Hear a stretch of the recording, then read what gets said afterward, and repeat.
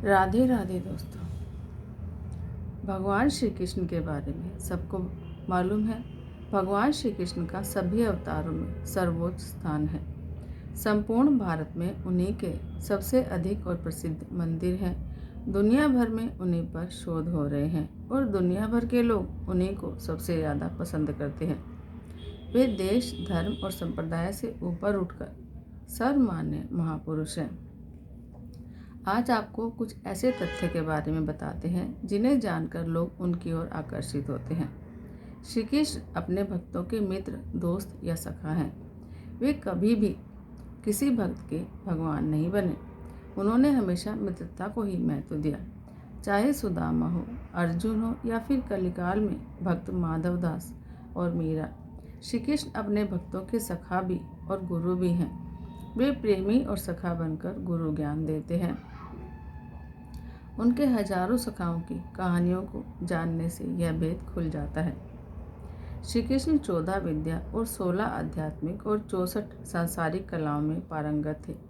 इसलिए प्रभु श्री कृष्ण जग के नाथ यानी जगन्नाथ और जग के गुरु यानी जगत गुरु कहलाते हैं।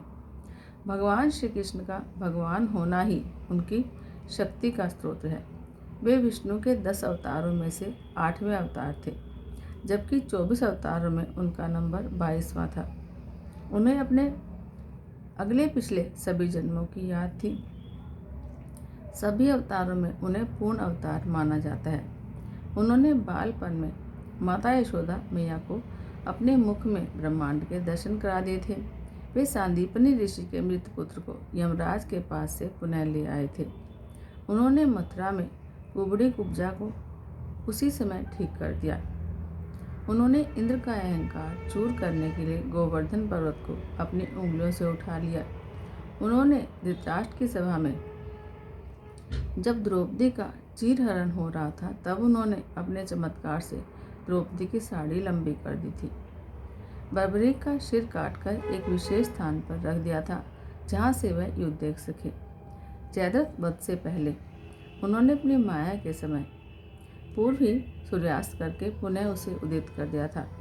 उन्होंने अभिमन्यु की पत्नी उत्तरा के गर्भ में पल रहे पुत्र परीक्षित को पुनः जीवित कर दिया था और अश्वत्थामा को 3000 वर्षों तक जीवित रहने का श्राप दे दिया था। इस तरह उनके सैकड़ों चमत्कार हैं। युद्ध के समय श्री कृष्ण की देह विस्तृत और कठोर हो जाती थी और नृत्य के समय कोमल। उनके शरीर से मादक गंध निकलती रहती थी। इस गंध को वे अपने गुप्त अभियानों में छुपाने का उपकरण करते थे। ऐसा माना जाता है कि ऐसा इसलिए हो जाता था क्योंकि वे योग और करारीपट्टू विद्या में पारंगत थे। दुनिया में वे ऐसे पहले व्यक्ति थे जिन्होंने युद्ध के दौरान मैदान में ज्ञान भी दिया, और वह भी ऐसा ज्ञान जिस पर दुनिया भर में हजारों भाष्य लिखे गए और जो आज भी प्रासंगिक हैं। असल में गीता को ही एकमात्र धर्म ग्रंथ माना जाता है। उनके जीवन चरित्र श्रीमद् भागवत महापुराण में वर्णित है। श्री कृष्ण ने गीता के अलावा और भी कई गीताएं कही हैं, जैसे अनुगीता, उद्धव गीता आदि। गीता में उन्होंने धर्म, ईश्वर और मोक्ष का सच्चा रास्ता बताया।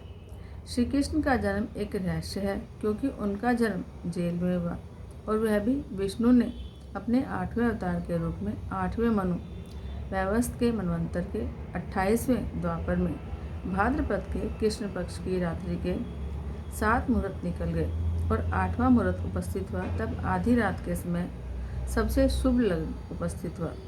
उस लग्न पर केवल शुभ ग्रहों की दृष्टि थी।